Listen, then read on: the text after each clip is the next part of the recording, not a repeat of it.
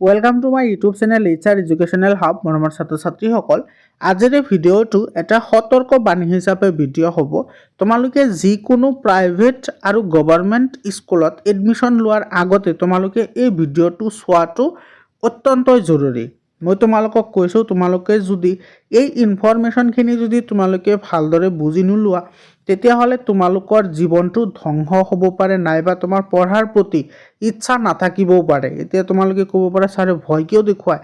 ভয় নহয়, মই গোটেইখিনি কথা তোমালোকৰ লগত বিতংভাৱে আলোচনা কৰিম। তোমালোকে ভিডিঅ'টো প্ৰথমৰ পৰা শেষলৈকে চোৱা আৰু কিহৰ কাৰণে কি হয় গোটেইখিনি কথা মই তোমালোকৰ লগত আলোচনা কৰিম। মৰমৰ ছাত্ৰ ছাত্ৰীসকল, তোমালোকে প্ৰাইভেট বা গভৰ্ণমেণ্ট, সেইটো এনেকুৱা নহয় যে গভৰ্ণমেণ্ট হ'লে একেবাৰে 100% ছিকিউৰ হয়, তেনেকুৱাও নহয়, আৰু প্ৰাইভেট হ'লেও যে একেবাৰেই সকলো যে ফটফটীয়া হ'ব তেনেকুৱাও নহয়।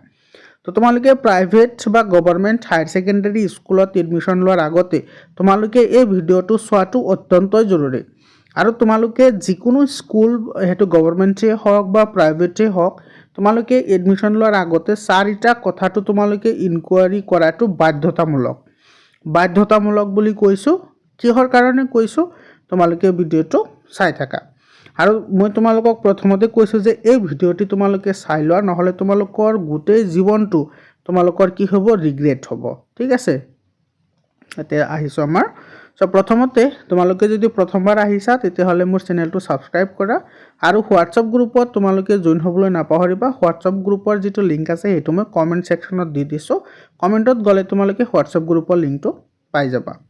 প্ৰথম কথাটো হৈছে, যেতিয়া তোমালোকে কোনো প্ৰাইভেট স্কুলত, এইটো কিন্তু গভৰ্ণমেণ্টৰ কাৰণে নহয়, প্ৰাইভেট স্কুলত যেতিয়া তোমালোকে এডমিশ্যন ল'ব যাবা, স্কুল মানে হায়াৰ ছেকেণ্ডেৰী সেইবোৰ স্কুলেই হয়, বুজি পাইছা?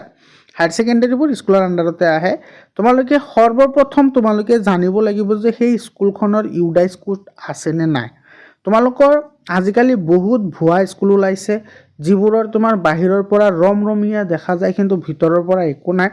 তো সেইবোৰ স্কুলত যদি তোমালোকে এডমিশ্যন লৈছা তেতিয়াহ'লে তোমালোকৰ যিটো আপাৰ আইডি থাকে, তোমালোকে সকলোৱে গম পোৱা, আমাৰ ইণ্ডিয়াৰ সকলো ষ্টুডেণ্টৰে নিজা নিজা পাৰ্চনেল এটা নাম্বাৰ আছে, আৰু সেই নাম্বাৰটো যদি ইউডাইচ কোড নথকা কোনো স্কুলত যদি এডমিশ্যন লোৱা, তোমালোকৰ সেইটো ৰিজেক্ট হোৱাৰ চান্স থাকে, বা তোমালোকৰ এডমিশ্যন নহ'ব। তো এডমিশ্যন নহ'লে তোমালোকৰ ৰেজিষ্ট্ৰেশ্যন নাহিব, ৰেজিষ্ট্ৰেশ্যন নাহিলে তোমালোকে এক্সাম দিব নোৱাৰিবা। তাৰ মানে কি, তোমালোকৰ 1 বছৰ বা 2 বছৰ কমপ্লিটলি নষ্ট হৈ যাব। আৰু তোমালোকৰ এনেকুৱা এটা মানে স্কুলৰে গাফিলতি হওক বা তোমাৰ নিজৰে এটা অপৰাগতা যদি তেনেকুৱা দেখা যায়, তেতিয়াহ'লে তোমালোকৰ লিখা পঢ়াৰ প্ৰতি ধাউতিটো কমি আহিব। তো তেনেকুৱা কৰিব নালাগে। তোমালোকে প্ৰথমতে এইটো ইনকুৱাৰী কৰিবা যে ইউডাইচ কোড আছেনে নাই। এইটো কিন্তু বহুত গুৰুত্বপূৰ্ণ এটা ইনফৰমেশ্যন হয়, তোমালোকে এইটো আগতে সুধি ল'ব লাগিব। এইটো গভৰ্ণমেণ্ট স্কুলৰ নহয় বাৰু, প্ৰাইভেট স্কুলৰ কাৰণে।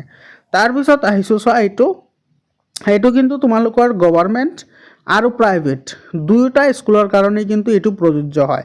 প্ৰথমতে তোমালোকে চাব লাগিব ফেকাল্টিজ আৰু ইনফ্ৰাষ্ট্ৰাকচাৰ। এইটো বহুত এটা ইম্পৰ্টেণ্ট হয়। আজিকালি দেখা যায় যে প্ৰাইভেট যিবোৰ স্কুল আছে, মই প্ৰাইভেটৰ কথা কৈ আছোঁ বেছিকেলি, যিবোৰ প্ৰাইভেট স্কুল আছে সেইবোৰত দেখা যায় যে তোমাৰ বাহিৰৰ পৰা তোমাৰ হোৰ্ডিং চৰ্ডিং লগাই বহুত জাকজমকতা কৰিব, কিন্তু ভিতৰত ফেকাল্টিজবোৰ ভাল নহয়। বা এনেকুৱা আছে, তোমাৰ সেই ফেকাল্টিজবোৰ তোমাৰ বহুত হাই কোৱালিফাইড হয়, কিন্তু তোমাৰ টিচিং কেপাচিটি ভাল নহয়, কিছুমানে বুজাব নোৱাৰে। তো ষ্টুডেণ্টৰ প্ৰতি টিচাৰসকলৰ কেনেকুৱা ইণ্টাৰেক্টিভ থাকে, পেৰেণ্টছৰ লগত কেনেকুৱা ইণ্টাৰেকশ্যন কৰে, তোমালোকে এই ইনফৰমেশ্যনবোৰ পাবা ক'ত? তোমালোকৰ সেই স্কুল বা সেই কলেজৰ যিসকল ছিনিয়ৰ ষ্টুডেণ্ট আছে, পেৰেণ্টছ আছে, সেইসকলৰ লগত তোমালোকে ডিছকাশ্যন কৰা যে সেই স্কুলৰ বা সেই কলেজৰ টিচাৰ্ছসকল কেনেকুৱা। লগতে ইনফ্ৰাষ্ট্ৰাকচাৰ তোমালোকে এইকাৰণেই চাব লাগে, কাৰণ ইনফ্ৰাষ্ট্ৰাকচাৰ তোমাৰ থাকিলে তোমাৰ শিক্ষাটো বহুত ইজি হয়, তোমাৰ শিক্ষাবোৰ মনোমুগ্ধকৰ হয়। যেনেকুৱা তোমাৰ ইণ্টাৰেক্টিভ পেনেলত তোমালোকক যদি শিকায়, তেনেকুৱা ধৰণৰ শিক্ষা ষ্টুডেণ্টৰ কাৰণে বহুত এটা আগ্ৰহজনক বস্তু।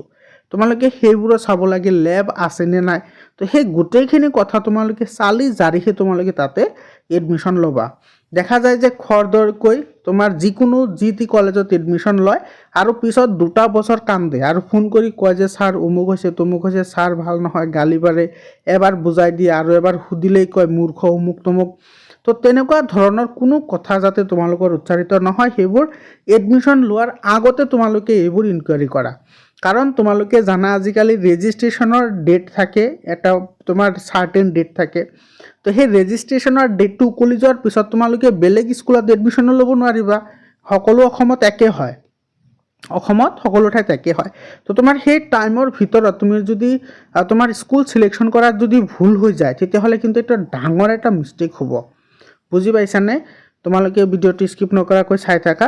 3 নম্বৰত হৈছে কি তোমাৰ চোৱা এক্সাম চেণ্টাৰ। এতিয়া এইটো কি হয় চোৱা, তোমালোকে এতিয়া ভাবিব পাৰা যে ছাৰ এক্সাম চেণ্টাৰৰ লগত আমাৰ ভাল শিক্ষাৰ কি জড়িত আছে? বহুত আছে, বহুত আছে, বহুত আছে। কেনেকৈ আছে? এনেকুৱা মই সকলোকে কোৱা নাই, পাৰ্টিকুলাৰলি মই কাৰো নাম ধৰিও নকওঁ বা নকওঁ। এনেকুৱা কিছুমান এক্সাম চেণ্টাৰ আছে যে তুমি গোটেই বছৰ 2টা বছৰ কষ্ট কৰি পঢ়ি তুমি যিমান পাৰ্চেণ্টেজ পাবা, কিছুমান ষ্টুডেণ্ট এনেকুৱা আছে তোমাৰ 2-3 মাহ ক্লাছ কৰি তাতকৈ বেছি পাৰ্চেণ্টেজ পায়। এতিয়া তোমালোকে সেইটো কেনেকৈ পায় সেই কথাটো তোমালোকক আৰু মই ভালদৰে বুজাব নালাগে, মই ভাবিছোঁ নিশ্চয় তোমালোকে বুজি পাইছা।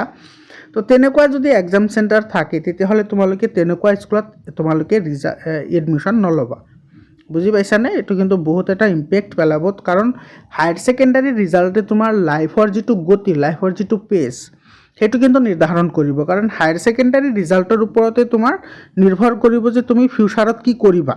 গতিকে হায়াৰ ছেকেণ্ডাৰী ৰিজাল্টটো জেনুইন হোৱা, হায়াৰ ছেকেণ্ডাৰী ৰিজাল্টটো ভাল কৰাটো অত্যন্তই দৰকাৰী। আৰু 4 নম্বৰ আটাইতকৈ ইম্পৰ্টেণ্ট, যিটো আমি ইগন'ৰ কৰোঁ। আমি সকলো বস্তু চাওঁ যে ইণ্টাৰেক্টিভ পেনেল আছে, তোমাৰ ডাঙৰ ডাঙৰ ডিগ্ৰীধাৰী PhD কৰা টিচাৰ্ছ আছে, বিল্ডিং আছে, AC আছে, কিন্তু আমাৰ কি নাই, এডুকেশ্যনৰ কোৱালিটিটো একেবাৰে বেয়া। তেনেকুৱা হ'ব নালাগে। এইটো কিন্তু গভৰ্ণমেণ্ট আৰু প্ৰাইভেট দুয়োটা স্কুলৰ কাৰণে প্ৰযোজ্য হয়। তোমালোকে এইটো সদায় ইনকুৱাৰী কৰিবা যে তাৰে যিটো এডুকেশ্যন ছিষ্টেম হয়, তাৰ যিটো এডুকেশ্যনৰ যিটো কোৱালিটি সেইটো কেনেকুৱা হয়। আৰু এইটো কোৱালিটি তোমালোকে পাবা ক'ত?